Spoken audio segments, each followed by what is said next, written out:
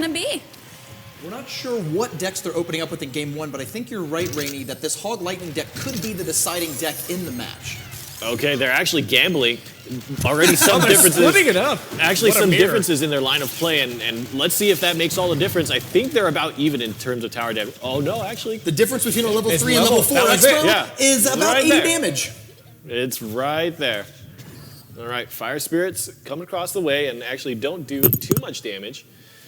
And I think this game is starting off on pretty even footing. Now, obviously, having a level 3 Expo means that you get traded out a little worse, but that situation is not going to happen again. I think that was like a... Ooh, Rocket. Now, Rocket doesn't fully kill the Expo, but it does a decent amount. Would you rather have Rocket or Lightning?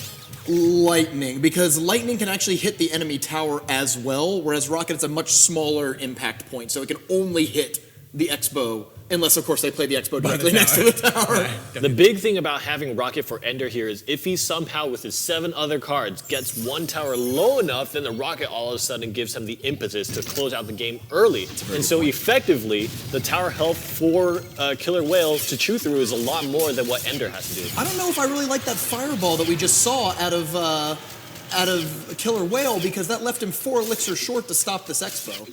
Big Expo play from Ender, and you can see how quickly the board state changes. That one play for Ender now refocuses his target to that right side tower, and rightfully so. 1.4K, that's fantastic from Ender. Another thing when they're playing mirror matchups, it's really hard to get a strong elixir advantage. Ender has only 1 elixir advantage, so he's really got to make it count when you're playing nearly identical decks.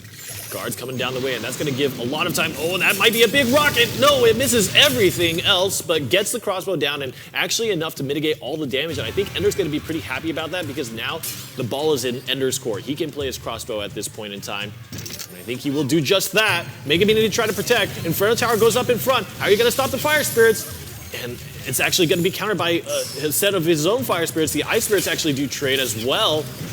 And guards get put in front. And again, Ender actually comes out with a big crossbow play. And I'm starting to get convinced that, hey, I don't care if my crossbow is level 3. I'm actually getting the upper hand in all these situations consistently.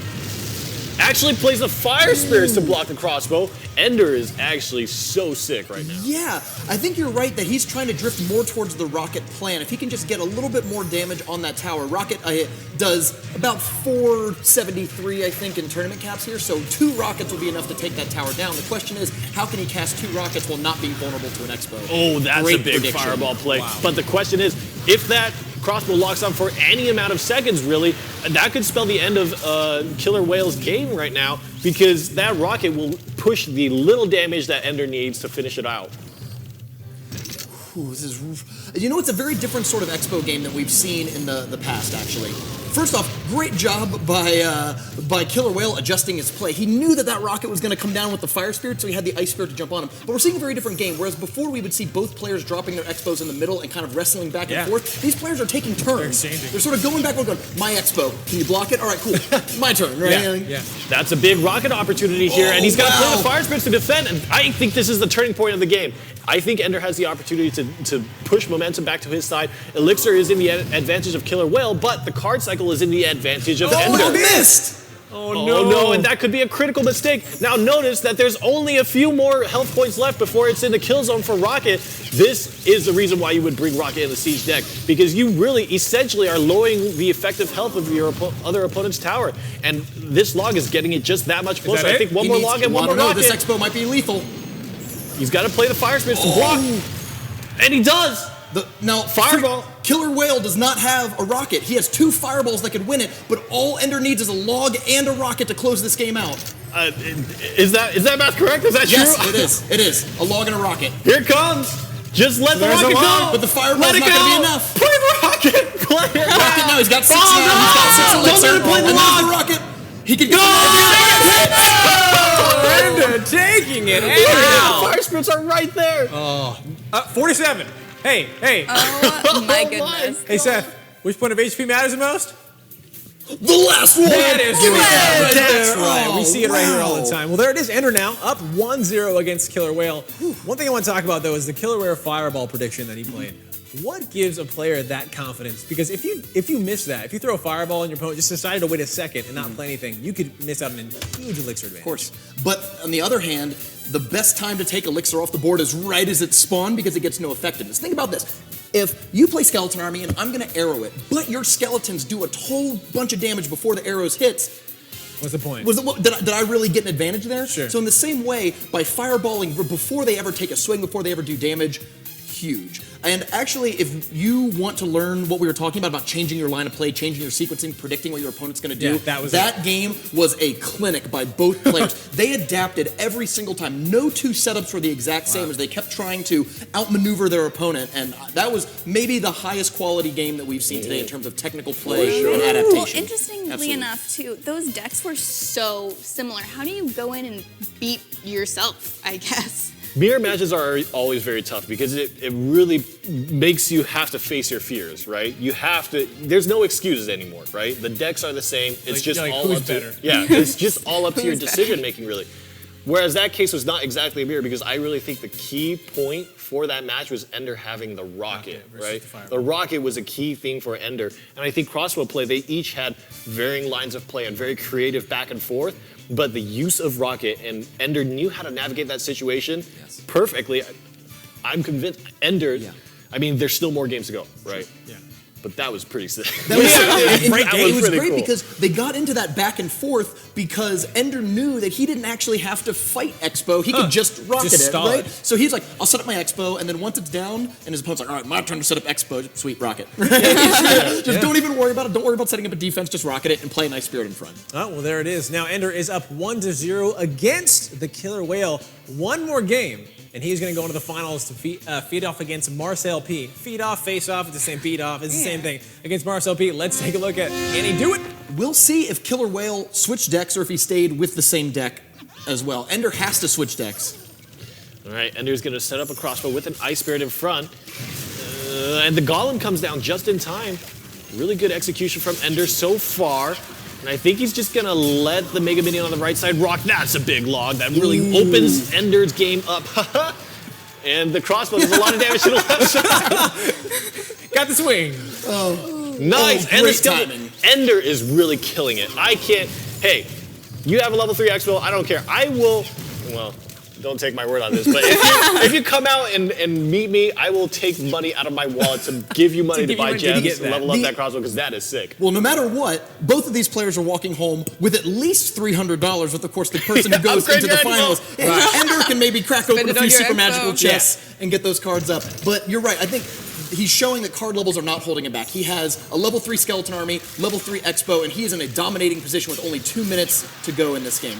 I mean, how many times has he come out on top of these situations? Now, this time, I think Killer Whale has a big opening. Those Fire Spirits does a lot of damage. But again, this board state is going to earn Ender possibly the tower. No, he doesn't quite get it, but 510 to 1.4K. Ender has an argument to hole up and spell cycle now at this point. What's changed in Ender's deck? Well, he certainly doesn't have Rocket. I don't think he had Skeleton Army.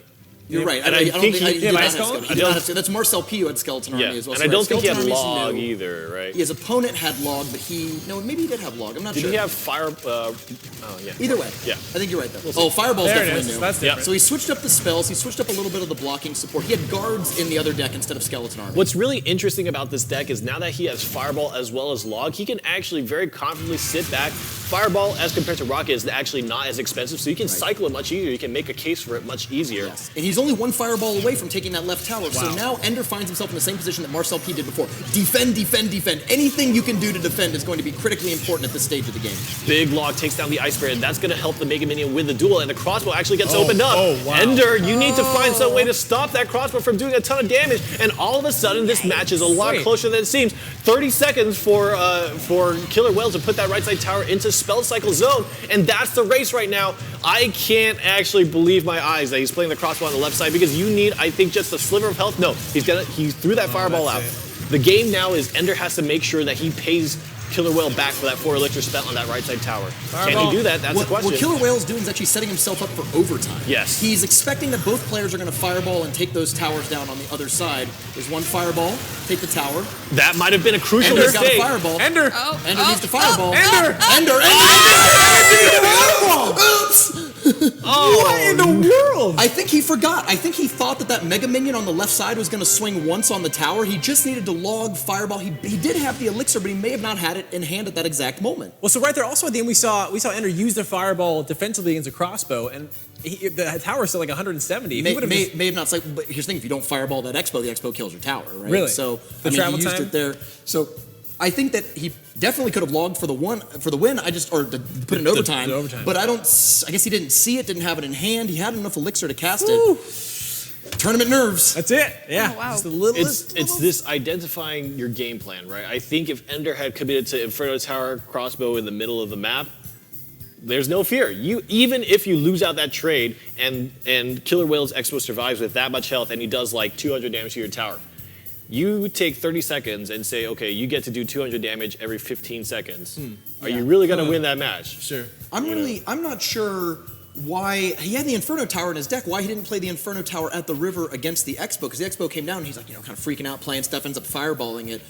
Assume he had an Inferno Tower in his hand the whole time because he hadn't played it yet in the entire match. So I wonder what caused that line of play, what caused that decision making. If you have a card in your deck and you actually don't use it at all, is that necessarily you're already now down against your opponent, or is it okay to be like, oh, I'm just never going to use this? I have cards that can deal with everything that my opponent's got. I think it's fine to play one, maybe two, but probably one very situational card in your deck that's only there to cover your absolute worst nightmare. If you have a plan that's like, I have to do this in order to win the game, and you just need, I don't normally want to play Rocket, but I have to play Rocket because I need it to stop blank card. Okay. That's okay. But in general, I think you want to use all 8 cards because more cards at your disposal gives you diversity, it gives you versatility, it allows you to adapt on the fly. I don't know. What do you think, Randy?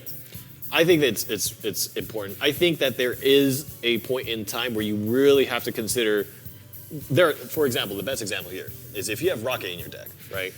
There are definitely moments in time where you know that there is no time to play this Rocket except for at the end of the match, right? So I think that's something that you do have to consider. Okay. That there are definitely times where you can hurt yourself by playing the card, but you definitely want to make sure that the card has some value at some point, and even if it's as little as just that one time at the end of the match, so be it, but try to at least make sure that it has some value. All right, well, ladies and gentlemen, the final battle, Game 3 of the semifinals between Ender and Killer Whale. It's coming right up. Let's take a look at what we actually know what both of the decks are bringing because they got to now win with both the decks they just played. This is without a doubt the most high stakes game either of these players have ever played in their Clash Royale career. I'm so pleased because this is just an awesome series of matches to watch from the round of 8 until now. We've seen some crazy interactions. All right, it's going to be Hogrider and double 1 Elixir. This is Killer Whale's cycle deck, and actually, this might be the perfect solution to what Ender has. Let's see if Killer Whale can demolish crossbow with the Hog cycle. This is actually, Killer Whale, remember his second deck is a Hog Lightning deck, so what we're looking for, and Ender, unfortunately I think for Ender, has an Inferno Tower in his deck, so he would have... He's going to have to really very, very careful about that Inferno Tower. If he plays it a little too close, it might get in trouble. He could also get it lightninged right here. Yes. His Expo could be lightning. Lightning could also take down the Mega Minion or the Ice Golem or hit the tower. I mean, there's a lot of options, but I think that Killer Whale is going to opt not to do either of those and let the Mega Minion get the advantage. Good defense from Killer Whale. Lightning. That Archer survives by the hair of her chinny chin chin. And now she's gone. She's gone. But this shows, actually, a lot of those small, chumpy troops are pretty good at blocking Expo shots. Each Expo bolt doesn't do that much damage, it just attacks very quickly. So if you have a lot of troops, like barbarians, archers, goblins, those kind of thing, they're actually pretty decent at holding off, because unlike things that do splash damage, it's just gonna... He has to shoot each one individually. The old skeleton army split. Now the Hogrider actually gets pushed back by the log and now has to jump across. Good positioning on the Inferno Tower. Ender has correctly identified that lightning is in the deck without even seeing Killer Whale play it. And that's exactly the position you need. Ender or Killer Whale knew that the lightning would have given him the effect that he wanted and just opted to skip it. Absolutely. Very high pressure gameplay here. There's not a lot of great ways in Killer Whale's deck to invest Elixir. Investing Elixir means putting it on the board, not necessarily meant to use it right now, but saving it for later. A lot of the things in Killer Whale's deck are fast moving, They're aggressive. There's not a lot of things you can just put on the board and wait for later, whereas there's a lot of stuff that Ender can put on the board and save for later. The Ice Golem gave that Inferno Tower a small hug, and now it's going to be the Mega Minion duel. That Ice Golem popping and slowing everything down, and the log is enough to eliminate those units, and Ender makes his first big connection in the game, and this is Ender is reaping the benefits of great defense, right? The Hogrider came in a few times, took a little bit of damage, but that one crossbow play has already caught himself back up. Splitting the skeleton army like that gives you a good opportunity. Oh, wow, and the log comes down on the other side. He has to use the lightning. Oh, and that's not going to be good enough, and we'll see how much damage Ender can convert on this side. Now, this is a kind of a double-edged sword, right? If you start splitting your damage, you start wondering, would that elixir have been better spent still on the left side after all? But we will not see the answer to that question until moments later. The nice thing about switching to that Expo over to the right side is that it takes away the opportunity for your opponent to be like, oh, I'm going to play a Hogrider now, right? Like, I'm going to try to sneak in some of that stuff because he's immediately having to react to the Expo. I think KillerWhale might have just gotten baited right there. He used the lightning on the Inferno Tower, but the crossbow wasn't out on the field, and now KillerWhale needs to find himself cycling. And if Ender can take down this Inferno Tower, and he does, there's no lightning in hand. There it finally is, just in time. That was so dangerous. I think KillerWhale almost just got. The important thing is, look at the elixir difference here. KillerWhale's actually significantly further behind in elixir, which makes it hard for him to react to a lot of this stuff. Ender's able to play with 1 or 2 extra troops on every attack in order to supplement it because he was ahead in elixir, and that's really paying dividends now. Oh, the log is enough to take it down. Just a little bit of chip damage every little time. Ender, after he pushes the log across the other side, takes down the Inferno Tower and gains little bits of advantage. Where's the card to defend? There it finally is. The Ice Golem, the timing for Ender is immaculate right now, and I feel like KillerWhale is playing straight into Ender's hands. And one of these, if that Inferno Tower can ever lock on, it's going to be very, very deadly, but it just seems like he's not able to quite get it. Cycled into the archers, and that's going to help KillerWhale defend. I think he's stabilizing a little bit more. I think this is the first time in a long time KillerWhale is going to have an opportunity to actually play a Hogrider. Oh, not with those echoes. The deck is such a fast cycle. I mean, look at that. 2 2-cost cards, 2 3-cost cards, and a 1-cost card are coming out almost every single time that Expo comes down. So even with only 10 elixir, he can usually have not 1, but 2 supporting cards for the Expo. It's interesting. Ender this time did not choose to play the Skeleton Arm. He's going to get it here. I think a pre-fire log would have been perfect in that situation, but no, he doesn't get value off killing the Skeleton Army and helping the Hogrider get in, but it's actually getting dangerously close. Ender seems like he has a lot of health on the tower, but it's a lot less than it really is because Hog plus Lightning does a ton of burst damage. Right. And he's looking to get it low enough that he can actually fireball. If he just locks onto the tower in any way, just a little bit of damage, he might be able to fireball his way to victory, but there's a good amount of skeletons. Oh, no! There it is! Oh, no! And the fireball is enough to close it out. What a huge lock! Oh, gosh. Ender eliminates KillerWhale. Now this, oh my goodness, this is actually so interesting to me because think about this. Crossbow was played so frequently in this tournament, even Woody played Crossbow, but KillerWhale made that deck look like paper with his Hog Cycle deck.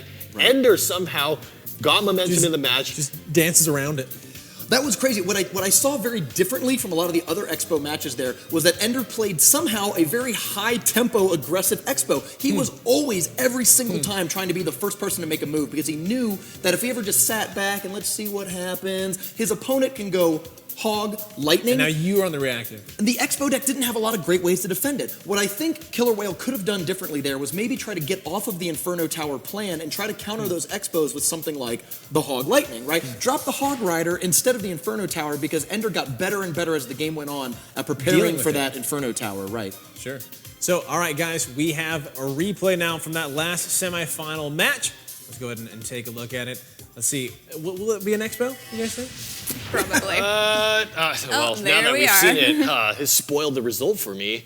Gosh. Well, I think some of these matchups, like I think what's going to come down to the finals is which defensive tower each player has against each other. Ender used the rocket to finish it off, but if Marcel P has in one deck Inferno Tower and in the other deck Tesla Tower, both of those are really good against enemy Expos, but they're a little different in terms of how and when you want to play them. Sure. Yeah, I think that Ender is really, maybe out of necessity because of his card level, is just an incredibly thinking player. I mean, line of play is something that he respects more than any other player that we've seen today, I think. Oh yeah, I'm sorry. The key, I think, in one of these matchups here near the end was just that KillerWhale kept finding himself in these awful situations of having to play just archers, skeletons. The first thing I can afford, just throw go, them on the board get him in in order front. to defend. And that ended up biting him. He fell behind an elixir with about a minute to go, falling behind by I think as much as 5 elixir. And that was what allowed Ender to set up better and better expos and finish off that tower. Now, talking about siege decks, you talk about how he's kind of splitting his damage last point. Is that ever? When would you do that? Whew, there's a lot of situations. Right? It's a little tough in siege decks because you want to finish them off Yeah, with because it spells. seems like it's just that first tower you want to take down. Randy, what do you think he was doing when he was splitting that skeleton army? Which we saw multiple times, skeleton army went down both lanes at once. I think in that early game, he really wanted to split Skeleton Army because possibly he knew that he wasn't committed to one tower or the other in terms of having 1,000 damage plus on one side. And so he started splitting the Skeleton Army to see if he could poke any hole in the line of play to make sure that, okay, maybe KillerWhale is going to play the log on this side and he has his Inferno Tower on this side as well. And all of a sudden that opens up a hole on the right side and just kind of going left and right, kind of really playing, I don't know if this term is going to connect with a lot of the viewers, but footsies. In a way, he's Just really kinda going either way? He's like just playing hey, spacing, over right? here, He's just feeling out the situation. Hey, Testing the waters. yeah, testing the waters, exactly. It was also really convenient Hogrider defense because if you have 8 skeletons in either lane, it's really hard for your opponent to play a Hogrider without also playing their log. Well, once they commit 6 elixir, right, hog plus log, down a single lane to your 1.5 elixir, your half of a skeleton army, right? That gives you a huge opening of all this extra elixir to build into your expo push. And that's why we saw Ender switch one side. Yeah, he switched in I'm one gonna lane. go on this side. Yeah, he's like, I'm going to take that a little bit of advantage and see if I can push through some more. All right, well, ladies and gentlemen, let's go ahead and pull up the bracket. Thus far, we have our 2 finalists Oh, here. man. Getting they're one step closer for $2,000 and a chance of moving on. What's Those crazy? crown duels. They're friends. They're clan system buddies. I mean, yeah. Wow. Marcel P is a co-leader of Reddit Alpha, and Ender is a member of Reddit Charlie, one of their So highest-ranking good. players. So you have 2 people who they've studied the same forums, they've read the same strategy guides, they may have even worked on these decks together, meeting in the finals, and both are running double expo. So they called the field correctly. Yeah. Now, kind of talk about that a little briefly. If you know an opponent, right? You know his style. You know what decks he plays. You've played with him before. Can you? Because I'm trying to think. Like, if you guys were to play each other, right? You guys would play each other a lot. You know your styles. If you're thinking, oh, I'm gonna one up him by throwing him off, and he's like, oh, he thinks I'm gonna one up him, and I'll just go. Can you get two in your head? Yeah. Where does the mind game stop? The mind games are going to be more mindy gamey than ever mind games are. Because here's the This is thing: the because you're not mindest just thinking, "I'm going to do this," my opponent will do that. But now you start to go, "Wait, he knows. Yeah. He knows. I know. He knows Right. to do this. So he's not going to play Ice Golem. He's going to play guards instead, and they're just going to be constantly trying to outmaneuver each other. I actually think this is ripe for a kind of blowout victory because they could be outthinking each other so much that you accidentally flub and leave an expo wide open because you were so. Or you're one So square. you're calling a blowout, possibly. We'll see. It could go either way, though. Like, it's one of those things where game 1 and game 2 could be won by different players in totally dominating fashion, and it's not because either player is worse than the other, but they're so ready for each other that they do the wrong move, Do you think- trying to psych each other out. Rain, do you think that the one level down that Ender is bringing to the table is going to affect him? It hasn't so far. You know, normally, Which is amazing. Normally, I would say yes. Maybe Marcel P as a player to hold Ender honest, right? But I'm actually so glad that Ender played in this coronation because never before have I seen a player who is so thoughtful about what he puts on the table, what he puts on the board.